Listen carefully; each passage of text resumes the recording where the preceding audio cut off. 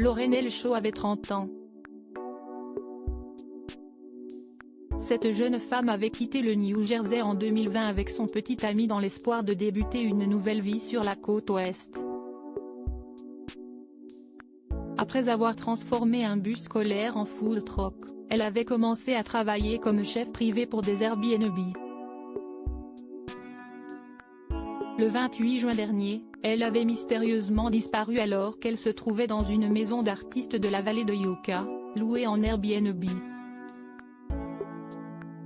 Ses amis avaient expliqué qu'elle était très agitée et qu'elle était partie sans eau ni nourriture. Le 9 octobre dernier, après 3 mois de recherche, un corps avait été retrouvé dans le désert californien, non loin du dernier endroit où elle avait été vue vivante. Jeudi 28 octobre, les autorités se sont exprimées dans un communiqué pour annoncer que le corps était bien celui de la jeune femme.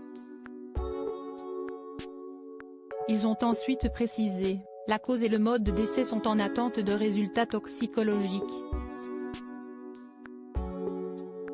Aucune autre information ne sera publiée sur ce cas jusqu'à ce que les résultats toxicologiques soient disponibles et que de nouvelles informations soient découvertes en conséquence.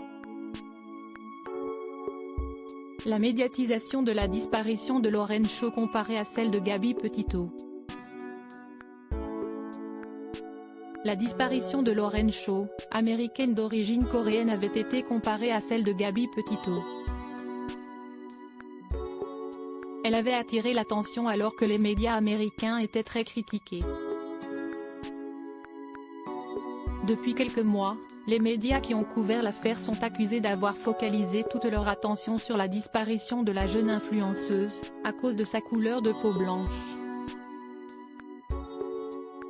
L'affaire Gabby Petito a été énormément médiatisée aux États-Unis et a notamment permis de retrouver et d'identifier plusieurs corps de personnes disparues depuis de nombreux mois. C'est d'ailleurs grâce à cette médiatisation que celui de Laurel Shaw aurait été retrouvé.